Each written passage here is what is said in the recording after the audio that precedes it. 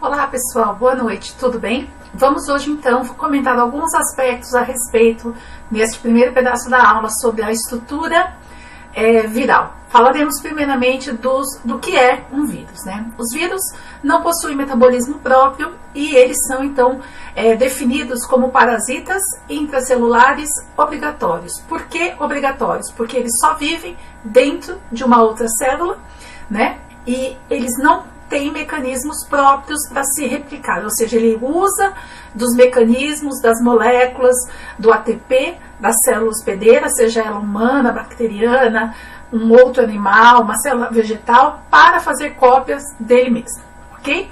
São causadores, agentes de infecção no ser humano, em outros animais, vegetais, bactérias. Os vírus bacterianos são chamados de bacteriófagos e, como já comentei, não se desenvolvem fora das células.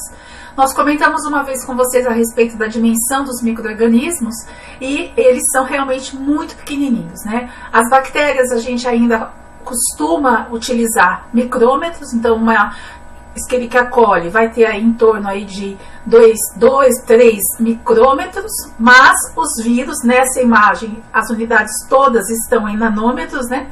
Os vírus são bastante menores, né? Então aqui, ó, o vírus da poliomielite, 30 nanômetros, um bacteriófago em torno de 50, vírus da catapora, né? 200 nanômetros e por aí vai. Em relação à estrutura dos vírus, né? Nós temos que aprender o seguinte: todo vírus vai possuir material genético, todo vírus possui uma capa de proteínas chamada capsídeo e alguns vírus possuem uma estrutura facultativa chamada envelope. Então, esse número 3, apontado aqui nessa imagem, deixa eu pegar aqui o nosso laserzinho. Esse número 3 aqui na imagem está indicando essa camada, né, chamada envelope viral. Ele é de composição lipoproteica, né, muito semelhante à composição da nossa membrana plasmática. O capsídeo viral é formado por proteínas. Cada unidade dessa aqui, cada bolinha dessa aqui é chamada capsômero. E aqui, isso então indicado pelo número 1, né? E no número 2 aqui mostrando o filamento, né? Genérico, né? Apontando a região do material genético, que nos vírus pode ser tanto DNA, como um vírus do herpes, por exemplo, ou um vírus RNA, como por exemplo o SARS-CoV-2, como por exemplo o HIV, ok? Muito bem. Talvez esteja cortando um pedacinho dessa imagem para vocês, mas eu acredito que dê para ver.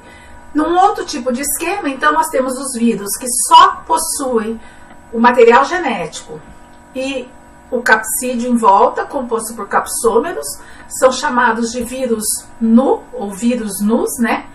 E nós temos os vírus que são envelopados, então material genético no interior, capsídeo proteico em volta e ainda uma outra camada chamada envelope, ok? Núcleo capsídeo é o nome dado ao capsídeo mais material genético viral. Vamos lá? Muito bem. O capsídeo, ele é responsável pela forma do vírus. Então, dependendo de como essas proteínas se arranjam, nós vamos ter vírus que são classificados como poliédricos.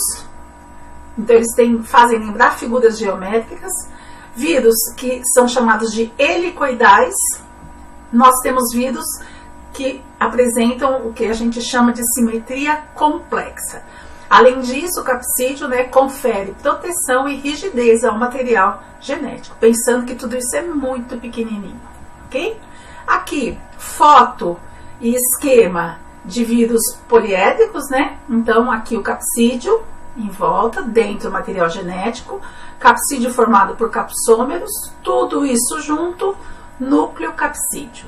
Aqui, uma foto com microscopia eletrônica de transmissão, mostrando inclusive aqui as espículas virais, que geralmente são proteicas ou glicoproteicas. Isso varia de vírus para vírus.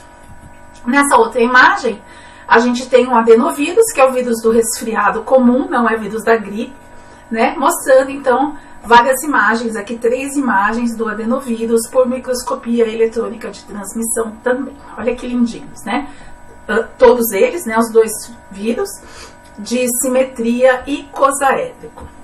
Aqui, um vírus helicoidal. O primeiro vírus helicoidal descoberto foi o vírus do mosaico do tabaco, que infecta a planta, né, chamada tabaco.